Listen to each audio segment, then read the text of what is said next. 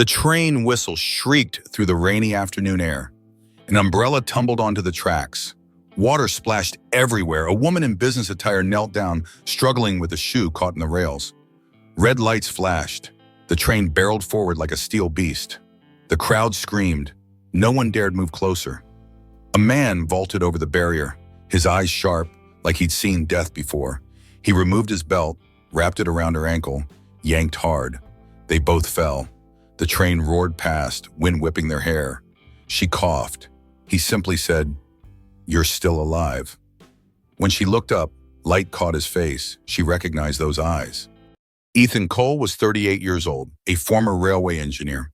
Now he worked maintenance at a suburban Warsaw train station. He lived with his young daughter Leah, age 8, in an attic apartment overlooking the old railway yard. His wife Hannah had died in a train accident 5 years ago, an accident Ethan was blamed for. Technical failure, they said. His fault. Since then, Ethan lived quietly, work and raising his daughter, teaching her to fix old things, always carrying his wife's broken watch, like a promise he couldn't break. The woman he saved was Clara Morel, 33 years old, CEO of a European infrastructure corporation. She'd been inspecting Poland's transportation network. When she woke in the station's medical room, she saw Ethan bandaging her hand. He smiled slightly. "You're okay, just some scratches." She looked at his calloused hands. The long scar on his wrist. Something familiar stirred, like she'd seen them in an old photograph. "You used to work on the W6 line, didn't you?" she asked. Ethan froze, his gaze distant. "I don't remember much from those days anymore." Leah burst in, carrying a lunchbox. "Dad, does the lady want a sandwich?" Clara smiled, bending down. "Thank you, sweetheart. I'm not hungry, but your drawing is beautiful." Leah pointed to a picture taped on the medical room wall. A man pulling someone from train tracks. At the bottom, in child's handwriting, "Dad saves people." Clara's breath caught. "You drew this?" she asked. Leah nodded proudly. "Dad says everyone deserves to be saved, even if they're scared." Ethan cleared his throat. "Leah, let Ms. Morel rest." But Clara was staring at the drawing, at the simple lines showing a hero's action, at the innocence of a child who believed her father was good. "Your daughter is very talented," Clara said softly. "She's everything," Ethan replied. "The only thing that matters." Clara watched him with Leah. The gentle way he fixed her ponytail, the patient way he listened to her chatter about school. This man, this quiet maintenance worker, he'd risked his life without hesitation, and something about him felt heartbreakingly familiar. Later, as Clara prepared to leave, Leah ran after her. "Miss, you forgot this." She held out a folded paper. Another drawing, 2 stick figures holding hands under a rainbow. "Keep it safe," Leah whispered. "Dad says rainbows come after storms." Clara tucked the drawing into her bag, tears pricking her eyes. That night in her hotel room, she pulled out an old photograph, a rescue team from 5 years ago, and there, standing beside her brother Louis, was a younger Ethan Cole. Her hands trembled. The man who'd just saved her life was the same man who'd tried to save her brothers. The man the world had blamed, the man she'd been searching for. She'd found him, after all this time. But he clearly didn't want to be found. The next morning, Clara didn't leave Warsaw as planned. She called her assistant. "Clear my schedule for the week, I'm staying." "But the audit can wait. I found something more important." Through her window, she could see the train station, could see Ethan arriving for his shift, Leah skipping beside him, both wearing matching raincoats. A family, broken but healing, hidden but whole. And Clara knew she had to tell him about Louis, about the truth, about everything the world had gotten wrong. Leah's scribbled drawing on the wall showing Ethan saving someone, an everyday detail that's deeply moving and real. Clara stayed in town for several days, citing a minor ankle injury. Ethan helped carry her suitcase to a guest house near the station. That evening, a storm knocked out the power. She heard knocking on her door. Leah, carrying bread and a blanket. "You'll be cold." Clara lit an oil lamp and invited them both to stay for dinner. They sat around an old wooden table. Light flickered through foggy windows. The warmth of soup spread through the room. Leah told stories about school, About the singing watch her dad was fixing. Clara laughed. A singing watch? Ethan explained. She calls it that because it makes a ticking sound when I touch it. It was my wife's. Silence settled heavily. Clara asked quietly, do you believe that one mistake can destroy a person's entire life? Ethan answered, I've lived in that belief for 5 years. Clara looked around the apartment, saw marks on the wall measuring Leah's height, scribbled notes. Leah, age 6. After the first snow. She smiled softly. Your daughter is growing up with memories, not fear. Ethan looked at her, voice low. You sound exactly like someone I once met on the W6 line, an engineer named Louis Morel.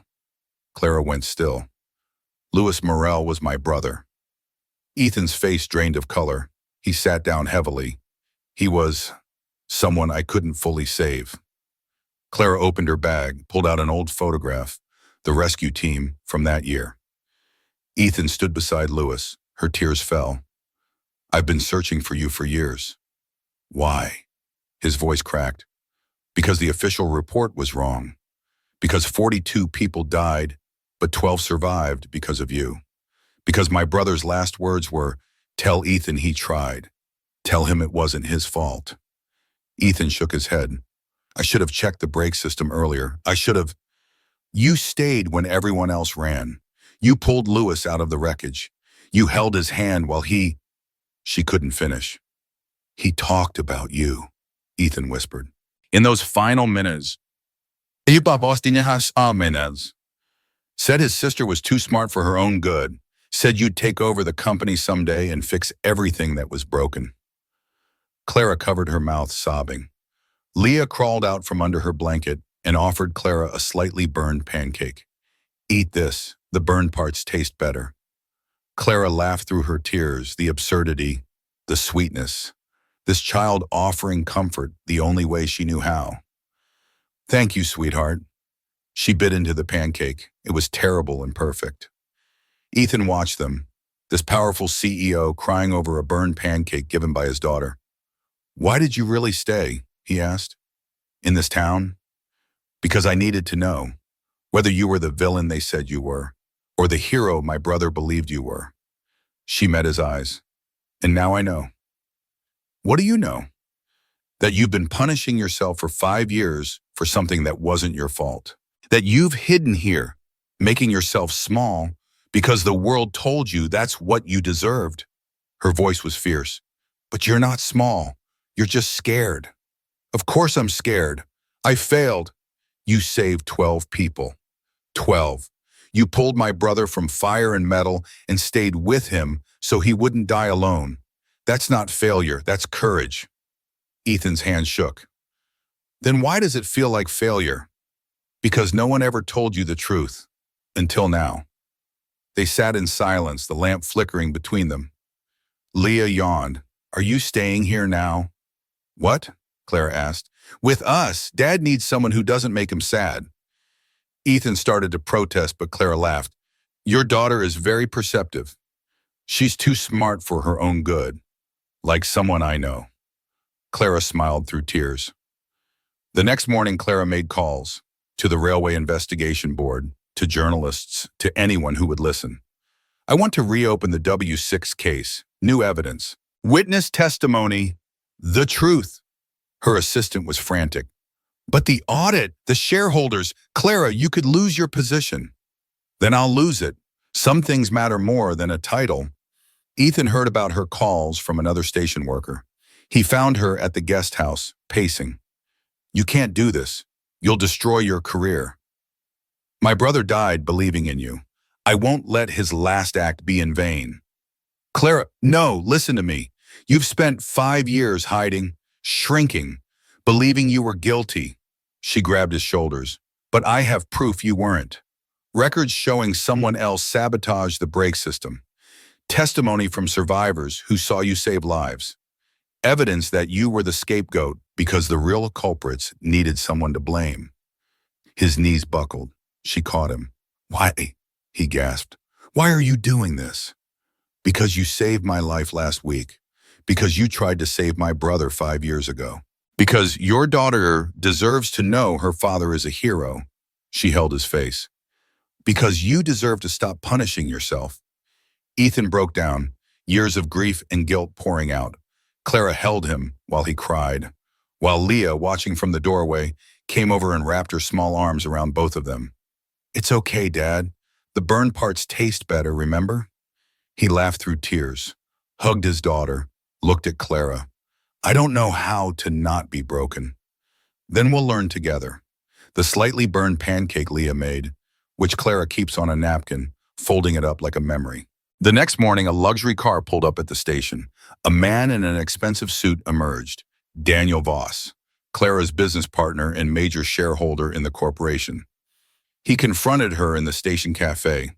You disappeared for 2 days during audit season?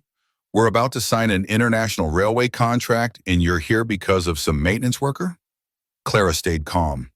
This is the man who tried to save my brother, and I won't let him be treated as a criminal anymore. Daniel laughed coldly. He's the reason 42 people died. I have the files. Ethan emerged from the maintenance room, hands still covered in oil, voice steady. Those files don't mention who was fixing the brake system in the dark while everyone else ran. Daniel looked at Clara. If you don't leave here immediately, I'll publicly expose you for harboring someone guilty of negligence. Clara met his eyes. Go ahead. But before you condemn him, I'll make sure the world knows who's really responsible. Daniel left in fury. Ethan turned to her. You shouldn't have done that. You have an entire company to lose. Clara's voice shook but was firm. I lost my brother. I won't lose another person who tried to save him. In that moment, a test train roared past. Wind scattered papers everywhere. Clara nearly fell. Ethan caught her. They stumbled into each other. His voice trembled. I couldn't save your brother, but I won't let you lose anything else. Leah called from across the platform. But Miss Clara is about to crouy. Ethan's rare smile appeared. He wiped the tear from Clara's cheek. That evening, Daniel sent investigation notices, but station workers signed testimonies. Ethan Cole saved 12 people during the W6 incident. Clara looked at him. Now you don't have to hide anymore. But Daniel wasn't finished. He leaked the story to media. CEO defends man responsible for railway disaster. Headlines exploded overnight. Stock prices dropped. Board members demanded emergency meetings. Clara's assistant called, panicked. They're voting to remove you as CEO tomorrow, 9 a.m. Let them vote. Clara, you're throwing away everything you built. No, I'm finally building something that matters. She hung up and found Ethan at the station, teaching Leah how to check brake systems on an old rail car. They're going to fire me tomorrow, she said simply. He looked up, stricken. Clara, no, this is my fault. Stop. It's not your fault. It was never your fault. And I'm tired of letting people believe lies because it's convenient. But your company is just a company. You're a person, a good person who deserves justice. She knelt beside Leah, and this little girl deserves to know her father is a hero. Leah hugged her. You're not going away, are you? Not if I can help it, sweetheart. That night, Clara worked frantically, pulling every file, every witness statement, every piece of evidence showing the brake system had been deliberately sabotaged by contractors covering their cost-cutting measures. The real culprits, the ones who'd let Ethan take the fall. She compiled everything into a presentation, sent it to every board member, every journalist, every regulatory agency. The email was simple. The truth about W6. Read it before you vote. The next morning, the board meeting was chaos. Directors arguing, lawyers shouting, shareholders demanding explanations. Clara stood at the head of the table. Calm, clear. 5 years ago, 42 people died. 12 survived. The man you've been blaming spent 3 hours in fire and smoke pulling people from wreckage, while the contractors who cut corners on brake systems fled and blamed him. She clicked through slides. Evidence, testimony, technical reports showing the sabotage. Ethan Cole isn't the villain. He's the hero we punished because facing the truth was harder than finding a scapegoat. The room went silent. One of the older board members spoke. If this is true, we need to issue a public retraction. No, Clara said. We need to issue an apology, and we need to make it right. Daniel stood, face red. You're destroying this company for one man? I'm saving this company from being built on lies. She looked around the table. Vote if you want, fire me if you must, but I won't work for people who value reputation over truth. The vote was called 7-5. She was removed as CEO. Clara walked out with her head high. In the parking lot, she called Ethan. I'm officially unemployed. Clara, I'm so sorry. Don't be. I'm free. She laughed, surprised by how light she felt. I'm actually free. But her actions had consequences beyond the boardroom. By that afternoon, 3 major news outlets ran the real story of W6. Interviews with survivors Ethan had saved. Technical experts analyzing the evidence of sabotage. Public opinion shifted fast. He's not a villain, he's a hero. How did we get this so wrong? Someone needs to make this right. The Railway Investigation Board reopened the case. Within days, the contractors responsible were identified and charged. Ethan's name was cleared. Officially, publicly, completely. He sat in his apartment, staring at the news on his phone, unable to process it. Leah hugged him. See, Dad, I told you. Heroes always win in the end. I'm not a hero, sweetheart. Yes, you are. Miss Clara says so, and she's smart. Clara appeared at their door, still wearing her business suit, mascara slightly smudged from crying. They cleared you, she said simply. You lost your job. I gained my integrity, she smiled. Fair trade. Ethan stood, crossed the room, pulled her into a hug. Thank you, he whispered. Thank you for believing me. Thank you for being worth believing in. Leah squeezed between them. A group hug. They stood there, 3 people holding each other in a tiny apartment, while the world outside finally learned the truth. Daniel, representing the corrupt old system, is cast out and true justice finally speaks. Clara temporarily lost her CEO position, but she stayed in the small town to help Ethan renovate an abandoned station building. Using her management experience, she created a project called Second Line, a railway safety training program for young apprentices. Ethan taught students how to check brake systems. Leah taught them how to make slightly burned pancakes, to remember that small mistakes deserve forgiveness. The whole town pitched in, mechanics, teachers, flower sellers, all came to help. Clara repainted the station walls, hung a wooden sign, Safe Line for those who return. One afternoon, they held a meal in the station yard. Golden sunlight poured down. A violin played somewhere nearby. Leah shouted over the laughter, Are you two getting married? Ethan laughed. If she's not ready, we'll wait. Clara answered softly. Until this station has its first train running again. The crowd applauded. Children cheered. But the moment meant more than celebration. It meant healing every day. More people arrived. Former railway workers looking for second chances. Students eager to learn. Families who'd lost loved ones in the W6 accident, coming to find closure. Ethan met each one, listened to their stories, apologized even when it wasn't his fault, held their hands when they cried. I couldn't save everyone, he told them, but I tried, and I'm sorry it wasn't enough. Most of them hugged him, thanked him, told him they'd never blamed him, not really. One elderly woman who'd lost her son in the accident held his face. My boy wrote a letter before he died. The paramedics gave it to me later. He said a man stayed with him, held his hand, made him less afraid. She smiled through tears. That was you, wasn't it? Ethan couldn't speak, just nodded. Thank you for being there. Thank you for making sure my son wasn't alone. After she left, Ethan broke down. Clara found him in the old station office, sobbing into his hands. She didn't say anything, just sat beside him and held him. I remember all their faces, he gasped. Everyone I couldn't save. I see them every time I close my eyes. Then maybe it's time to start seeing the ones you did save. The 12 who lived because of you. The hundreds more who are safer because you taught them what you learned. He looked at her. How did you stay so strong after losing a Louis? I didn't. I threw myself into work. built walls, became the ice queen of European infrastructure. She smiled sadly. But then I met you and your daughter, and you reminded me that strength isn't about walls. It's about choosing to stay soft even when the world makes you hard. He kissed her then, soft, timid and timid, like he was afraid she'd disappear. She kissed him back, like she was afraid he would. I love you, she whispered. I love you too. Both of you. The Safe Line project grew. They hired 5 staff members, created a curriculum, partnered with other railway companies across Europe, but they kept it small, personal. Every student got individual attention. Every safety lesson was taught with care.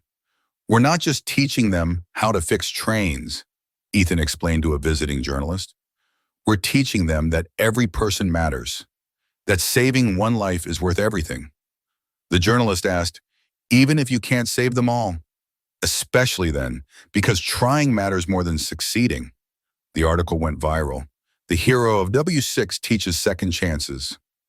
Job offers poured in, high-paying positions at major companies. Invitations to speak at conferences. Ethan turned them all down. Why? Clara asked. You could make 10 times what you make here. Because here, I'm not fixing trains. I'm fixing lives, including my own. She understood. She'd received offers too. CEO positions, board memberships, everything she'd lost, offered back on silver platters. She turned them all down. The board called again, her former assistant reported. They want you back. Full reinstatement, public apology, whatever you want. Tell them I'm exactly where I want to be. But Clara, you built that company, and now I'm building something better. 6 months after the Safe Line opened, they held a ceremony. The first train, a small heritage locomotive, would run on the restored track. Students who'd completed the program stood proudly in their new uniforms. Families filled the platform. Music played. Leah cut the ribbon. I declare this station open. The train whistle blew. Everyone cheered. Ethan held Clara's hand. They watched the train pull away, carrying their students, their hope, their healing. We did it, he whispered. You did it. I just helped. No, we did it together. He turned to face her. I couldn't have survived without you. Yes, you could have, but I'm glad you didn't have to. On that evening, among the wild daisies growing through cracks in the old rails, Ethan took out his wife's watch. It had been broken for 5 years, silent, dead. He wound it gently, held it to his ear. Tick, tick, tick. It was working again. Leah heard it and gasped. Mom's watch is singing. Clara touched the watch gently. It's beautiful. Ethan smiled. Second chances for everyone, even broken watches. The old station lights up again. Safe Line becomes a place people trust. Wild daisies grow between the cracked rails. 1 year later, snow melted. White daisies bloomed around the railway tracks. The Safe Line station was now a community center. Vocational training, movie screenings, a flower garden. Ethan stood by the window, holding his wife's old photograph, smiling. You see, we made it. Clara approached with coffee and an envelope. Inside was her reinstatement as CEO, plus a proposal to expand Safe Line across Europe. They want me back, but I'll only accept if you come with me. Ethan looked at Leah playing in the yard below. I used to think I only belonged to old rails. Clara replied, but where you stand, people have started believing in new tracks. Leah ran up holding a new drawing. 3 people standing by railway tracks. At the bottom, home. Clara cried, hanging the drawing on the station wall. She said quietly, if you still need me, I want to stay. Ethan removed his wife's broken watch and placed it in Clara's hand. Welcome home. Wind blew through. The watch ticked. First time in 5 years. Leah shouted, Mom's watch is singing again! Light streamed through the window, reflecting on the home drawing, golden light trembling like a heartbeat coming back to life. But the moment wasn't about the watch or the drawing or even the station. It was about 3 people who'd found each other in the wreckage of their separate losses. Do you remember, Clara asked, when you first saved me on those tracks?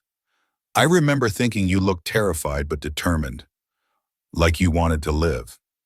I did want to live. I just didn't know how anymore. She squeezed his hand. You taught me. I taught you, by Gio. You showed me that surviving isn't the same as living, that healing takes courage, that love is worth risking everything for. Ethan kissed her forehead. Funny, I was going to say you taught me the same things. Leah groaned dramatically. Can you two stop being mushy and help me water the flowers? They laughed, joining her in the garden where daisies grew wild and free. That evening, the Safe Line station hosted its anniversary celebration. Current students, graduates, families, everyone who'd been touched by this place. Clara stood at the microphone. A year ago, I came to this station to inspect infrastructure. I left having found something infinitely more valuable. Purpose, family, home.